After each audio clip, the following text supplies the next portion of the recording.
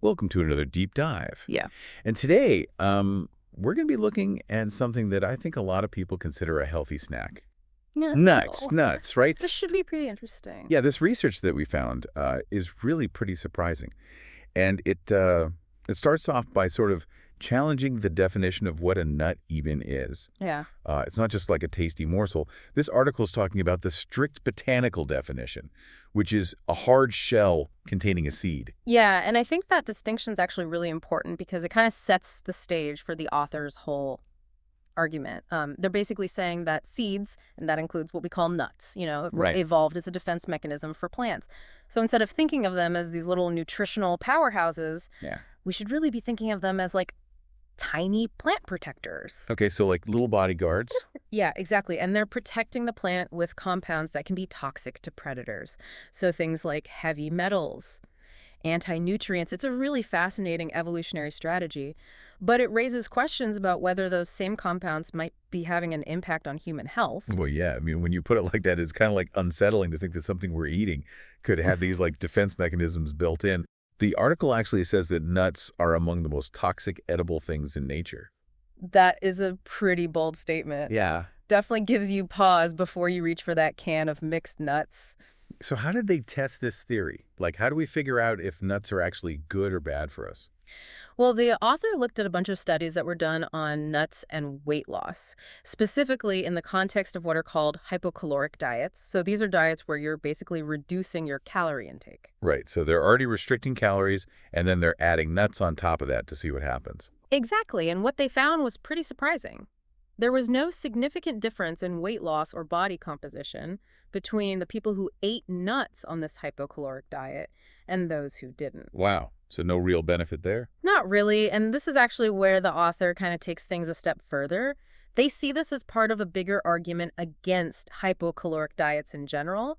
They think we should be focusing on fat metabolism and ketosis instead of just counting calories. Interesting. So this is about more than just like whether nuts help you lose weight or not. It's about how our bodies actually use the nutrients that we're taking in. Absolutely, and that leads to the author's bigger critique about plant-based foods in general. Oh, really? Yeah, they argue that plant compounds just aren't as compatible with human biologies as we might think. Wait, are you saying that even if we're eating healthy plant-based foods, our bodies might not be absorbing all the nutrients? That's the idea. The author's saying that a lot of the nutrients in plants are actually trapped within these tough cell structures, which makes them less bioavailable to us. Well, that's kind of concerning. So even if we're trying to eat healthy, we could still be missing out. Yeah, that's the concern here. And the article even goes on to say that this lack of bioavailability could be contributing to nutrient deficiencies over time. So we've got this argument about plant-based foods in general, but then the author is specifically linking it to nuts. What kind of evidence are they using to make that connection?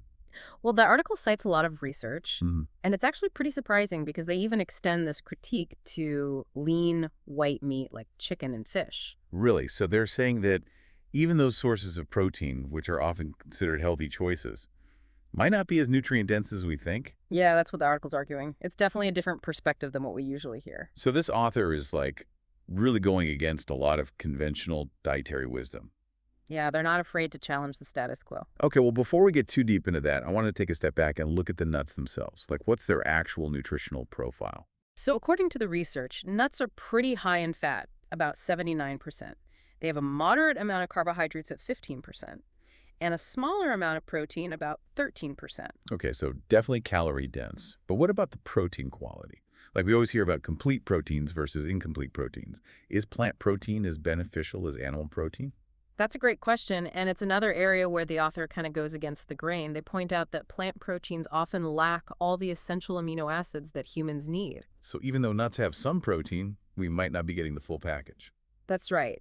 And the article says that this can lead to lower absorption rates for plant-based protein compared to animal protein. Wow, it's so interesting how this deep dive is like uncovering all these complexities about plant-based food. What about fiber? Like that's something that's usually considered a benefit of nuts, right? You would think so. But even there, the author brings up a potential downside. They argue that the fiber in nuts can bind to some of the carbohydrates, which actually reduces their absorption. Hold on, so the fiber that's supposed to be good for us could be preventing us from absorbing other nutrients. It's a really interesting perspective. And it might explain why some people experience digestive issues when they eat a lot of nuts. Okay, this is all super fascinating, but I feel like we're just scratching the surface here. We need to take a closer look at these studies on nuts and weight loss and really explore this author's alternative dietary approach. There's a lot more to unpack, so let's continue this deep dive after a quick break. So we were talking about how the fiber in nuts can actually reduce carbohydrate absorption. Right, yeah. And the article suggests that this can actually lead to fermentation in the gut, which might explain why some people have like digestive issues after eating nuts. Makes sense. So it's like even the things that are supposed to be good for us, the fiber, can have these potential downsides. Yeah, it's all about context, I guess. And it kind of brings us back to the author's bigger point about plant-based foods, and how compatible they really are with human biology. Right. You mentioned earlier that they advocate for a more, species-appropriate diet. Hmm. What does that even mean? Basically, they're saying that a diet that's more aligned with human evolution is going to be the most beneficial for us. Okay. And they suggest that that means eating mostly animal-based foods. More meat, fewer plants. Yeah. That's pretty different from what we hear a lot these days. Yeah, it is a pretty controversial viewpoint. But the author argues that this whole shift towards plant-based diets is relatively recent. Mm-hmm. And they say our bodies haven't really had time to adapt to it. That's interesting. Our ancestors didn't have supermarkets and processed foods.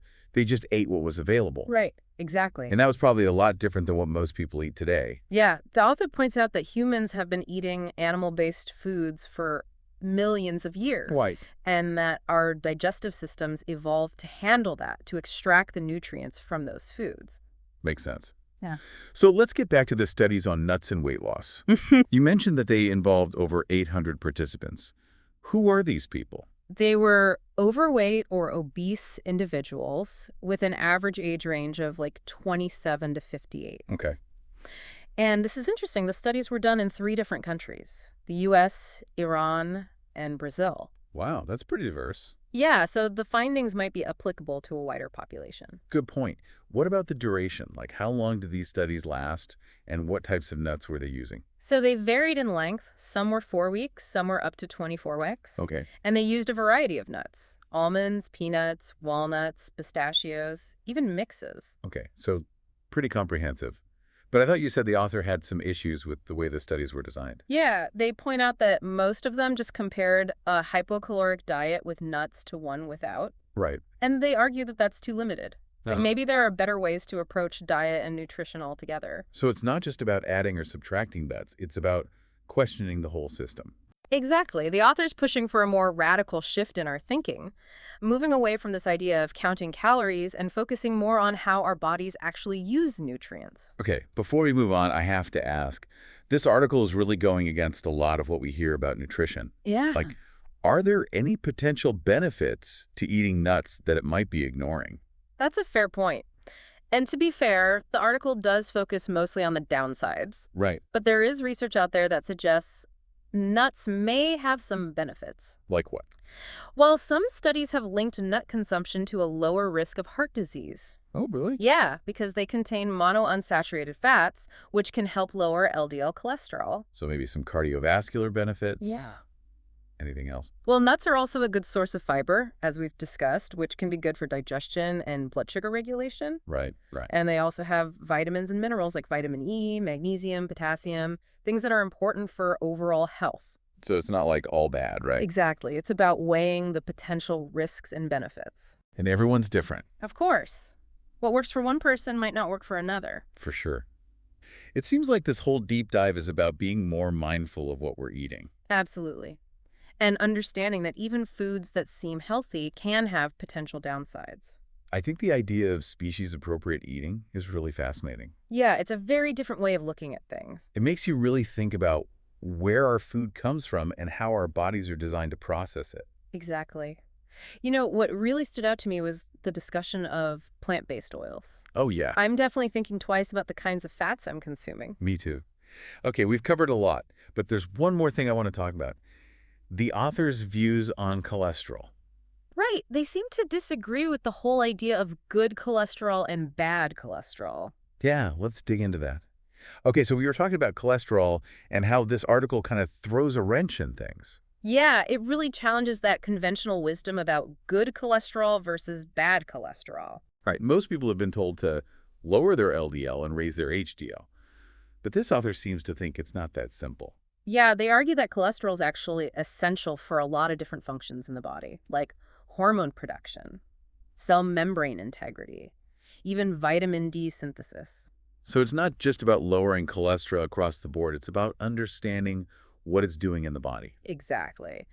And the article even suggests that the size and density of LDL particles might be more important than the overall LDL number. So like smaller, denser LDL particles might be more problematic than larger, fluffier ones? That's the idea.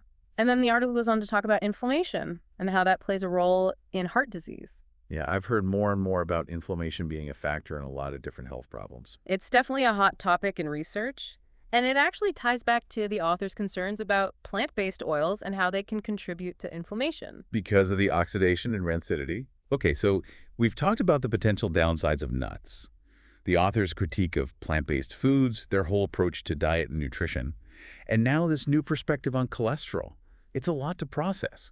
It is, but it's really fascinating to think about how much we're still learning about nutrition. Absolutely. Yeah. So where do we go from here? Like, what's the takeaway message for our listeners? I think the most important thing is to remember that there's no one-size-fits-all approach to nutrition. What works for one person might not work for someone else. And we always need to be critical thinkers when it comes to dietary recommendations. So do your own research. Listen to your body. Exactly. And don't be afraid to question conventional wisdom. Well, this has certainly given me a lot to think about. Me too. It's amazing how something as seemingly simple as nuts can spark such a complex conversation. Right. It's all about digging deeper and uncovering those hidden layers. Yeah, that's what makes these deep dives so rewarding. Well said.